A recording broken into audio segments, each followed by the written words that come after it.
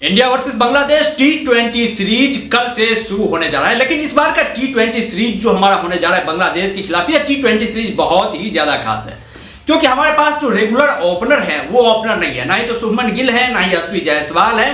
तो यहाँ पर सबसे पहला प्रश्न जो उठता है वो ये उठता है कि अभिषेक शर्मा के साथ वो कौन सा बल्लेबाज होगा जो ओपनिंग करते हुए दिखाई देगा। हमारी टीम की प्लेइंग 11 कैसी होने वाली है, यह भी एक बहुत बड़ी समस्या होगी। किस तरह से सूर्य कुमार यादव प्लेइंग 11 के 11 खिलाड़ियों को सेलेक्ट करते हैं। तो आज इस तमाम मुद्दे पर जो है आज हम लोग बात करने वाले हैं। वीडियो बहुत ही ज्यादा इंटरेस्टिंग होने वाला है, बहुत ज्यादा दमदार होने वाला है। वीडियो के लास्ट तक जरूर बने रहें। तो सबसे पहले हम लोग बात कर लेते हैं ओपनिंग बैट्समैन के बारे में। तो गुरु इस बार जो है ना ही हमारे पास शुभमन गिल मौजूद है, ना ही यशस्वी जायसवाल मौजूद है। तो अब यहां पर सबसे बड़ा प्रश्न ये उठता है कि अभिषेक शर्मा के साथ किसे ओपनिंग करवाया जाता है। तो यहाँ पर एक विकल्प जो हमारा होगा वो तो हमारे होंगे संजू सैमसन, क्योंकि संजू सैमसन राजस्थान रॉयल्स के लिए कई बार ओपनिंग कर चुके हैं और बहुत ज्यादा अनुभवी खिलाड़ी भी हैं। तो संजू सैमसन एक बहुत ही बढ़िया विकल्प होंगे अभिषेक शर्मा के साथ ओपनिंग करने के लिए। वहीं पर दूसरे ऑप्शन की हम लोग यदि बात करें तो नीतीश कुमार रेड्डी। तुम लोग को याद होगा आईपीएल 2024 में नीतीश कुमार रेड्डी ने जो खेल का परफॉर्मेंस किया था ना सनराइजर्स हैदराबाद के लिए, वो काफी गजब का परफॉर्मेंस था। बहुत ही जबरदस्त उन्होंने बल्लेबाजी करी थी। मुश्किल परिस्थितियों में उन्होंने सनराइजर्स हैदराबाद की टीम को मैच जिता करके दिए थे और यही कारण है कि उन्हें टीम इंडिया में सिलेक्शन भी हो गया है और वो टी20 से डेब्यू करने वाले हैं। हालांकि इस देखना बड़ा दिलचस्प हुआ कि उन्हें जगह मिल पाता है शुरुआत के 2 टी20 मैचों में या फिर नहीं। ऐसा भी हो सकता है कि जब 2 टी20 मैच भारतीय टीम जीत जाए या फिर सीरीज को लेकर सिक्योरिटी हमारी हो जाए तो उसके बाद से जो है नीतीश रेड्डी को मौका दिया जाए। लेकिन नीतीश रेड्डी भी एक बहुत ही बढ़िया ऑप्शन है भारतीय टीम के पास अभिषेक शर्मा के साथ ओपनिंग करने के लिए। और यहाँ पर गौतम गंभीर का दिमाग है। गौतम गंभीर बहुत ही अलग तरीके से सोचते हैं। तो हो सकता है वाशिंगटन सुंदर भी है हमारे पास, तो वाशिंगटन सुंदर भी जो है वो आगे प्रमोट कर दिए जाए, क्योंकि गौतम गंभीर इस तरह के डिसीजन लेने के लिए जाने जाते हैं। आप लोगों को याद होगा केकेआर की टीम का जिस तरह से उन्होंने सुनील नारायण जो कि एक प्रॉपर गेंदबाज थे पहले, उस गेंदबाज को बल्लेबाज के रूप में कन्वर्ट कर दिया और क्या जबरदस्त गौतम गंभीर का डिसीजन रहा। आज उनके डिसीजन की हर एक कोई सराहना करता है, क्योंकि सुनील नारायण एक शानदार काबिल गेंदबाज तो है ही, गेंदबाजी से तो वो कमाल का परफॉर्मेंस करते ही हैं, लेकिन जब बल्लेबाजी की बारी आती है तो बल्लेबाजी से भी वो कमाल का परफॉर्मेंस करने से कहीं नहीं चूकते हैं। बहुत ही आक्रामक शुरुआत दिलाते हैं। उसी तरह की मनसा हो सकती है गौतम गंभीर की यहाँ पर टीम इंडिया के साथ भी। और वाशिंगटन सुंदर जिन्हें की जय गेंदबाजी के लिए इस्तेमाल करती है टीम इंडिया, हालांकि बल्लेबाज भी काफी जबरदस्त है, फील्डिंग भी ये काफी कमाल की करते हैं।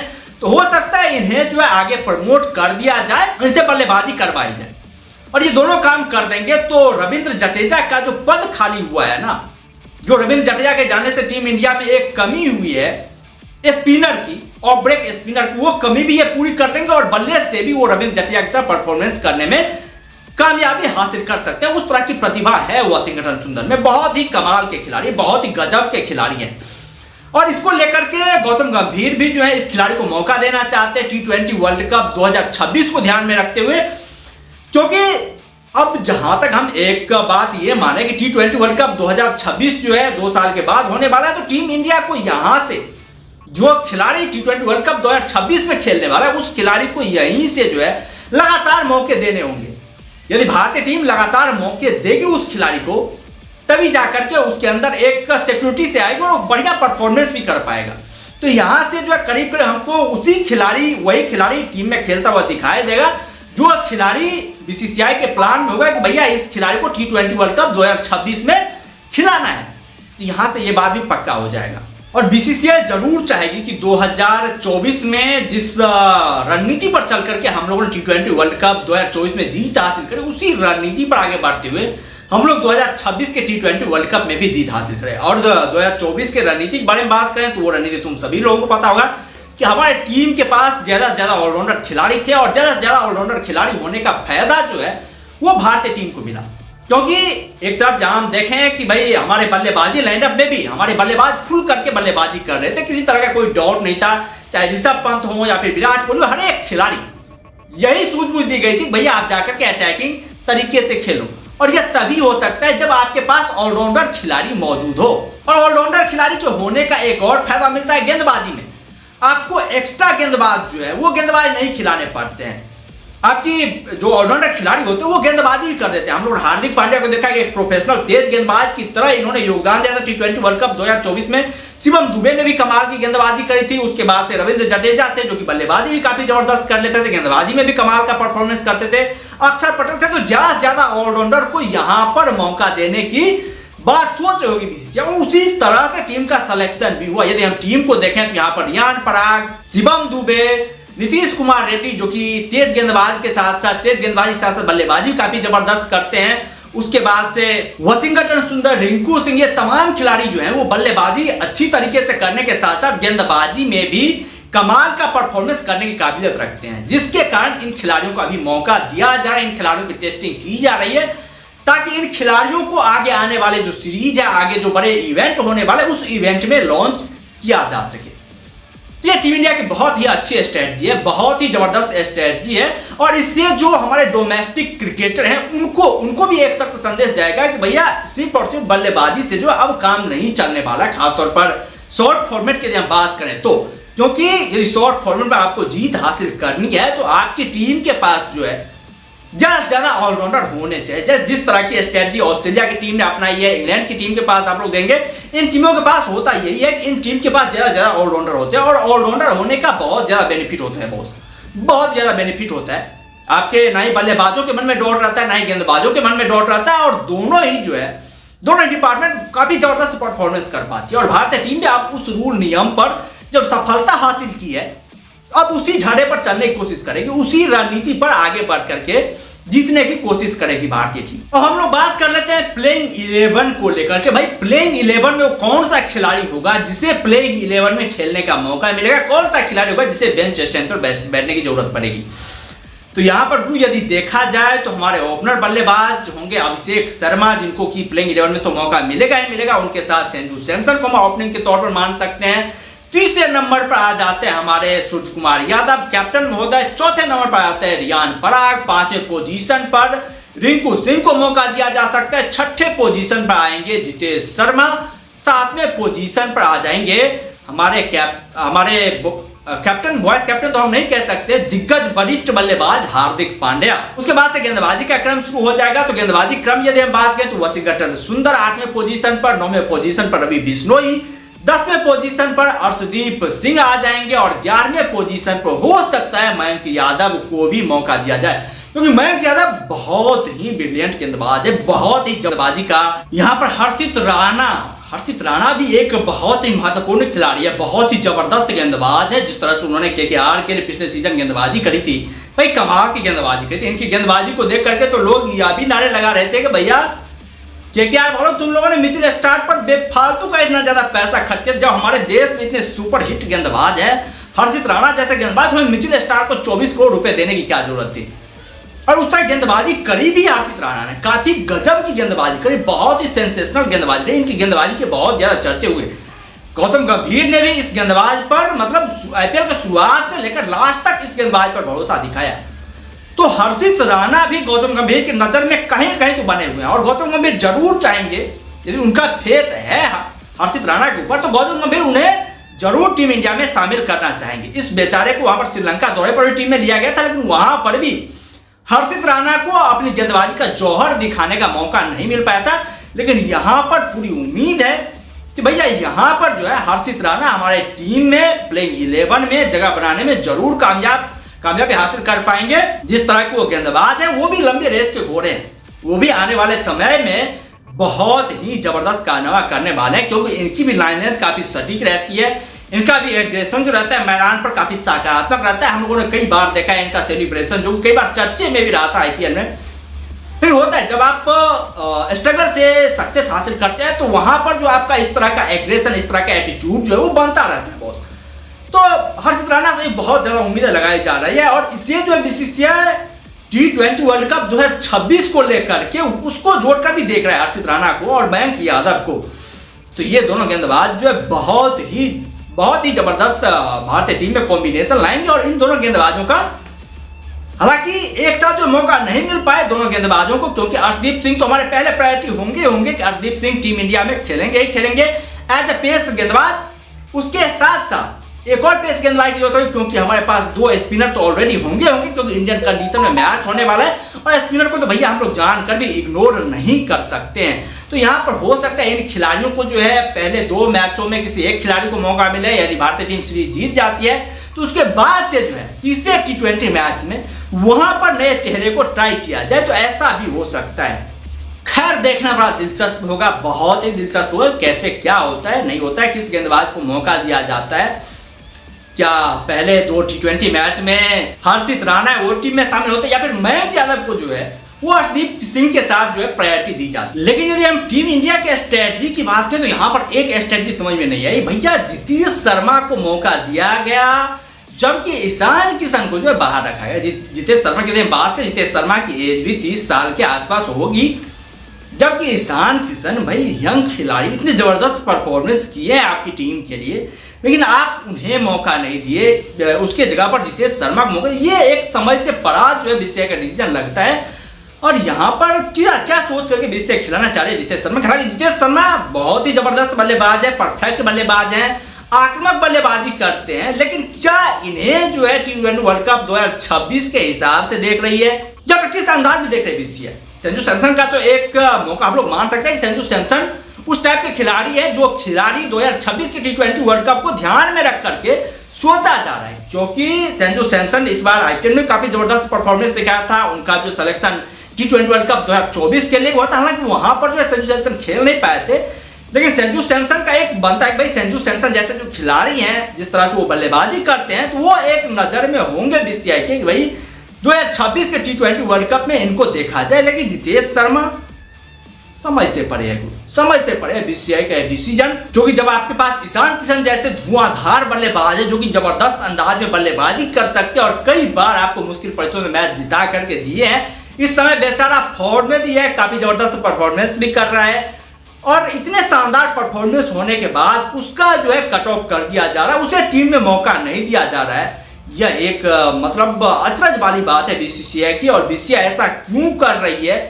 जितना बड़ा दुश्मनी हो रखा है ईशान किशन को लेकर के, ये समझ से पड़े। भैया आप यहां तक समझिए ना, ईशान किशन का नाम जो है बीसीसीआई के कॉन्टैक्ट लिस्ट से भी बाहर कर दिया गया है, जबकि इस खिलाड़ी ने भारत के लिए वर्ल्ड कप, जो भारतीय टीम 2023 में ओडीआई वर्ल्ड कप खेली थी, उस टीम का सदस्य रहे थे ईशान किशन। लेकिन ईशान किशन के साथ इतना बड़ा जुर्म, इतना बड़ा निर्दयी नहीं बनना चाहिए बीसीसीआई।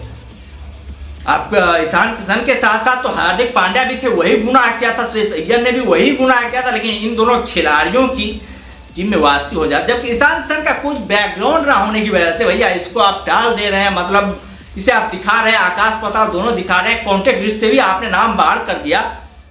ये कतई से भी राइट डिसीजन नहीं है, और इसके खिलाफ आवाज उठनी चाहिए, बीसीसीआई से प्रश्न पूछे जाना चाहिए कि भाई आपने यदि श्रेयस अय्यर और हार्दिक पांड्या को टीम में मौके दिए, तो भाई ईशान किशन को आप मौका क्यों नहीं दे सकते? ये प्रश्न पूछा जाना चाहिए। लेकिन बीसीसीआई का एक डिसीजन यहाँ पे परफेक्ट लगा, भैया अभिषेक शर्मा को यहाँ पर मौका दिया गया है। अभिषेक शर्मा T20 यदि बात करें तो बहुत ही विस्फोटक बल्लेबाज है। जिस तरह से उन्होंने बल्लेबाजी करी थी आईपीएल 2024 में ट्रेविस हेड के साथ, हमें तो ऐसा लग रहा था भैया ट्रेविस हेड का भी गुरु है। ट्रेविस हेड ने भी ऐसा बयान दिया था कि अभिषेक शर्मा आने वाले समय में बहुत ही ज्यादा विस्फोटक बल्लेबाज है। उस तरह की उन्होंने काबिलियत दिखाई थी आईपीएल 2024 में। और अभिषेक शर्मा जिस तरह के बल्लेबाज हैं भाई, ये एक्स फैक्टर टीम इंडिया में साबित तो हो सकता है, और इन्होंने अपना परफॉर्मेंस का जौहर टीम इंडिया में भी दिखाया था, जब जिम्बाब्वे के तौर पर हमारे सभी बल्लेबाज लगभग फेल हो रहे थे स्लो पिचों पर, वहां पर भी जो अभिषेक शर्मा ने जिस तरह ताबड़तोड़ शतक लगाया था भाई, वो भी कमाल का था। और इंटरनेशनल क्रिकेट में डेब्यू होने के इतने जल्द में शतक लगा पाना कोई आसान काम है नहीं, बहुत मुश्किल काम होता है, क्योंकि आपके पास कॉन्फिडेंस की कमी होती है, आपके पास इनसिक्योरिटी होती है कि भैया आपकी टीम इंडिया में जगह बनेगी या फिर नहीं बनेगी, क्योंकि बहुत ही टफ कॉम्पिटिशन हो रखा है। तो उस सिचुएशन में जिस तरह से अभिषेक शर्मा ने बल्लेबाजी करी भाई, कमाल की बल्लेबाजी करी, बहुत ही कमाल की बल्लेबाजी करी। और टीम इंडिया की बात करें तो हालांकि जो है शुभमन गिल को टीम इंडिया का वाइस कैप्टन बना दिया गया है, लेकिन यदि फैक्ट के आधार पर देखें तो अभिषेक शर्मा एक ऐसा बल्लेबाज है जो बल्लेबाज हमें T20 वर्ल्ड कप 2026 में तो चाहिए ही चाहिए, क्योंकि इसके पास जो आक्रामकता है, जो T20 का स्टाइल होता है, T20 क्रिकेट खेलने का वो स्टाइल मौजूद है इस बल्लेबाज के पास। और यदि अभिषेक शर्मा और हमारे पास यशस्वी जायसवाल, ये दोनों बल्लेबाज ओपनिंग करते हैं, हालांकि लेफ्ट लेफ्ट का कॉम्बिनेशन होगा, लेकिन जोड़ी वही नजर आएगी जो जोड़ी आईपीएल में सनराइजर्स हैदराबाद के लिए ट्रेविस हेड और अभिषेक शर्मा की नजर आती है। वही जोड़ी जो है टीम इंडिया के लिए भी नजर आएगी। और ओपनिंग जो होता है ना, बहुत ही खास मायने रखता है किसी भी मैच के लिए, क्योंकि T20 मैच में कहते हैं शुरुआत के 6 ओवर जो होते हैं ना, वो डिसीजन कर देते हैं भैया आपकी टीम जो है कहाँ क्या करने वाली, नहीं करने वाली, जीतने वाली है या हारने वाली है, शुरुआत के 6 ओवर में तय हो जाता है। और शुरुआत के 6 ओवर तभी आपके अच्छे होंगे जब आपके पास खुले दिमाग से खेलने वाले बल्लेबाज होंगे, जो बल्लेबाज बिना प्रेशर लिए हुए गेंदबाजों को तहस नहस कर देने की क्षमता रखता हो। उस टाइप के बल्लेबाज होने चाहिए। और उस टाइप के बल्लेबाज यदि इस समय यंग जनरेशन में टीम इंडिया में बात करें तो यशस्वी जायसवाल और अभिषेक शर्मा से ज्यादा तहस नहस करने वाला कोई बल्लेबाज दिखाई नहीं देता। हालांकि सुमन गिल भी है, सुमन गिल के पास भी आक्रामकता है, वो भी जबरदस्त बल्लेबाजी करते हैं, लेकिन जब आक्रामकता की बात आती है तो सुमन गिल को विकेट पर जमने में थोड़ा बहुत समय लगता है। और ओपनर बल्लेबाज यदि विकेट पर जमता है, जमने की कोशिश करता है और ज्यादा गेंदें लेता है तो भैया ये कहीं से नहीं चलने वाला है, क्योंकि आपके पास ऐसा बल्लेबाज है जो ड्रेसिंग रूम से सेटल होकर के आए और मैदान पे आकर के ताबड़तोड़ बल्लेबाजी करे। और वो काबिलियत है यहाँ पर अभिषेक शर्मा में, जिसको लेकर के उन्हें टीम इंडिया में मौके दिए गए। और अभिषेक शर्मा से बहुत ज़्यादा उम्मीदें भी है कि भाई आगे आने वाले समय वो काफ़ी कमाल का परफॉर्मेंस करेंगे। अब हम रियान पराग के भी बारे में बात कर लेते हैं। तो भैया इनका तो मीम बहुत ज़्यादा वायरल हुआ था जब T20 वर्ल्ड कप को लेकर इन्होंने बयानबाजी दी थी, भैया मैं T20 वर्ल्ड कप नहीं देखूंगा क्योंकि हमें जो जगह नहीं मिला। क्योंकि खबरें उस टाइम पर आ रही थी कि रियान पराग को जिस तरह से उन्होंने राजस्थान रॉयल्स के लिए परफॉर्मेंस किया था, काफी कमाल का परफॉर्मेंस किया था, कंसिस्टेंसी भी दिखाई थी, आक्रामकता भी दिखाई थी और मुश्किल परिस्थितियों में राजस्थान रॉयल्स को मैच भी इस बंदे ने जिताया था, बहुत सारे मैच जिताया था, कंसिस्टेंट परफॉर्मेंस रहा था। और ये पहली बार हुआ था 3-4 सालों में जब रियान पराग को लेकर के तारीफें सुनाई दे रही थी। नहीं तो पिछले 3-4 साल जो है रियान पराग के लिए बहुत ही खराब है, बहुत ज्यादा गालियां सुनी रियान पराग ने, बहुत ज्यादा उनके ऊपर मीम्स बनाए गए। लेकिन आईपीएल 2024 में जो उन्होंने गालियां सुनी थी उस सभी का उन्होंने करारा जवाब दिया और काफी बेमिसाल बैटिंग करी, बहुत ही जबरदस्त बल्लेबाजी करी, कंसिस्टेंट बल्लेबाजी करी, जिसको लेकर के वहां पर भी कैश लगाए जा रहे थे भैया 2024 के T20 वर्ल्ड कप में टीम इंडिया में सेलेक्ट कर लिया जाएगा। लेकिन रियान पराग को जब फाइनल हमारा डिसीजन आया बीसीसीआई का तो वहां पर रियान पराग को टीम इंडिया में सेलेक्ट नहीं किया गया। वहां पर भाई साहब बहुत ज्यादा दुखी हुए थे रियान पराग, बहुत ज्यादा जो है मतलब क्या कह, रियान पराग उस समय व्यथा जो था मतलब बहुत ही गजब का था। होता है भाई जब आप इतने ज्यादा परफॉर्मेंस करें, आपको लेकर के आप इंडियन क्रिकेट टीम के जो हेड कोच है वो भी बैठ के भैया हम लोग रियान पराग को लेकर सोच रहे हैं और उसके बाद आपको जगह ना मिले तो मतलब होता है किसी पर। हालांकि उसके बाद T20 वर्ल्ड कप के बाद से रियान पराग को जिम्बाब्वे के तौर पर टीम इंडिया में डेब्यू करने का मौका मिल गया और वहां से गौतम गंभीर की नजर में रियान पराग बने हुए। रियान पराग हालांकि बल्लेबाजी में फ्लॉप ने भैया, बैटिंग से इन्होंने कोई कमाल नहीं दिखाया उसके बाद से, लेकिन रियान पराग को लगातार मौके दिए जा रहे हैं और लगातार मौके इसलिए दिए जा रहे हैं क्योंकि गौतम गंभीर को पता है कि ये खिलाड़ी जो है खास है, ये खिलाड़ी जो है परफेक्ट है, ये खिलाड़ी जो आने वाले समय में काफी शानदार परफॉर्मेंस करके दिखाई देगा। हालांकि शुरुआत में होता है जब कोई खिलाड़ी टीम इंडिया में आता है, नया नया आता है, किसी बड़े टूर्नामेंट में जाता है तो वहां पर एक प्रेशर जो होता है ना वो किसी भी खिलाड़ी के ऊपर होता है, क्योंकि आईपीएल खेलना और देश के लिए खेलना इन दोनों में बहुत ज्यादा अंतर होता है, बहुत ज्यादा डिफरेंस होता है। क्योंकि यहाँ पर जो होता है पूरे देश की अपेक्षाएं आपके ऊपर लगी रहती है, जबकि आईपीएल में तो भैया कुछ नहीं होता है। आईपीएल में बस आपके सपोर्टर, आपके स्टेट के सपोर्टर जो होते हैं वो आते हैं, यहाँ पर पूरे देश की उम्मीदें होती है और पूरे देश की उम्मीदों पर आपको खरा उतरना पड़ता है। यह दबाव झेलना आसान काम है नहीं। हालांकि अब धीरे धीरे अनुभवी होते जा रहे रियान पराग, बल्लेबाजी से उन्होंने काम में करामात नहीं दिखाया तो क्या हुआ, मतलब गेंदबाजी से जो है वो चमत्कार करके दिखाया। श्रीलंका दौरे पर रियान पराग की गेंदबाजी का वो स्पेल याद होगा। तीसरे सबसे बड़े यदि हम चेंजेस की बात करें तो इस सिलेक्शन में तीसरा सबसे बड़ा चेंजेस जो दिखा वह यह दिखा कि हमारे कुलचा और युजवेंद्र चहल का दौर जो है अब लग रहा है T20 से धीरे धीरे खात्मे की ओर बढ़ रहा है। इस T20 सीरीज में ना ही कुलदीप यादव को सिलेक्ट किया गया है ना ही युजवेंद्र चहल को सिलेक्ट किया गया है। कुलदीप यादव तो हालांकि टेस्ट क्रिकेट में भी नहीं खेले थे तो भैया उनको यहाँ पर सिलेक्ट किया जाना चाहिए था, तो कुलदीप यादव का T20 वर्ल्ड कप 2024 में परफॉर्मेंस काफी जबरदस्त रहा था। लेकिन बीसीसीआई अब लग रहा है मन बना लिया है बीसीसीआई ने कुलदीप यादव और युजवेंद्र चहल के एरे से आगे बढ़ने का, और यही कहना है कि यहाँ पर वरुण चक्रवर्ती और रवि बिश्नोई को मौका दिया गया है। वरुण चक्रवर्ती की बात करें तो वो भी लेग स्पिन डालते हैं, रवि बिश्नोई की बात करें तो वो भी लेग स्पिन डालते हैं। और लेग स्पिनर को मौके इसलिए दिए जा रहे हैं क्योंकि पिछले कुछ समय में हमारे टीम के लिए लेग स्पिनर ने काफी कमाल का परफॉर्मेंस किया, चाहे वो युजवेंद्र चहल हो या फिर कुलदीप यादव हो, सभी गेंदबाजों ने बहुत ही जबरदस्त जौहर दिखाया था। हालांकि वरुण चक्रवर्ती और रवि बिश्नोई में एक कमी जो है वो कमी ये है कि इन दोनों में से कोई अच्छी बल्लेबाजी नहीं करता है और हमारे पास उस लेग स्पिनर की रिक्वायरमेंट है जो कि गेंदबाजी तो करे ही करे लेकिन उसके साथ साथ बल्ले से भी अच्छा खासा योगदान दे सके। तो यदि इन दोनों लेग स्पिनर को टीम इंडिया में जगह बनानी है तो गेंदबाजी उन्हें कमाल की करनी ही पड़ेगी, साथ ही साथ बल्लेबाजी की भी प्रैक्टिस करनी पड़ेगी, बल्लेबाजी पर भी ध्यान देना पड़ेगा। नहीं तो भैया रिंकू सिंह जैसे खिलाड़ी बैठे हुए हैं, क्योंकि रिंकू सिंह आपको पता ही होगा बल्लेबाजी में वो जो कर सकते वो तो कर ही सकते, उसके साथ साथ गेंदबाजी में भी ट्रायल किया गया तो भैया परफेक्ट गेंदबाजी इन्होंने करी थी। और रिंकू सिंह को यह बात समझ में आ गई थी T20 वर्ल्ड कप 2024 के बाद से कि भैया ओनली वन बल्लेबाजी के दम पर टीम इंडिया में रहना जो है वो काफी ज्यादा मुश्किल है। बॉस टीम इंडिया में सिर्फ और सिर्फ बल्लेबाजी के दम पर नहीं रहा जा सकता है, इसीलिए गेंदबाजी तो करनी ही पड़ेगी। और रिंकू सिंह ने गेंदबाजी पर ध्यान देना शुरू कर दिया है और उसका परिणाम भी उन्होंने पाया है, टीम इंडिया के लिए करके दिखाया है। श्रीलंका के दौरे पर आपको याद हुआ T20 मैच जहां पर रिंकू सिंह और सूर्य कुमार यादव जो कि स्पेशली हमारे बल्लेबाज है, बल्लेबाजी करने के लिए जाने जाते हैं, बल्लेबाजी के तौर पर ये टीम इंडिया में खेलते हैं, लेकिन भैया इन्होंने गेंदबाजी करी थी और क्या मैच जिताया था बॉस, मतलब सबको अचंभित कर दिया था जिस तरह से इन्होंने जिस सिचुएशन से इन्होंने मैच जिताया था। भाई 9 गेंदों पर 10-12 रन जीतने के 10-12 गेंदों पर 8 रन चाहिए थे जीतने के लिए, 5-6-7 विकेट गिरे हुए थे, लेकिन वहां से इन गेंदबाजों ने कमाल कर दिया, चमत्कार कर दिया और भारतीय टीम को वाला मैच जिता दिया। और गौतम गंभीर जब से कोच बने तब से ये स्ट्रेटजी तो दिखी है कि मतलब हर एक बल्लेबाज जो है उसको गेंदबाजी की प्रैक्टिस करवाई जा रही है, गेंदबाजों को बल्लेबाजी की प्रैक्टिस करवाई जा रही है ताकि मुश्किल परिस्थितियों पर ये टीम इंडिया काम आ सके। तो गुरु तकरीबन तुम लोगों का जो डाउट होगा भारत और बांग्लादेश के बीच जो T20 सीरीज खेला जाने वाला है उस सीरीज को लेकर जो तमाम तरह की समस्याएं चल रही, तमाम तरह के प्रश्न तुम लोगों के दिमाग में चल रहे थे, उन तमाम प्रश्नों का जवाब इस वीडियोज के माध्यम से तो जरूर मिल गया होगा।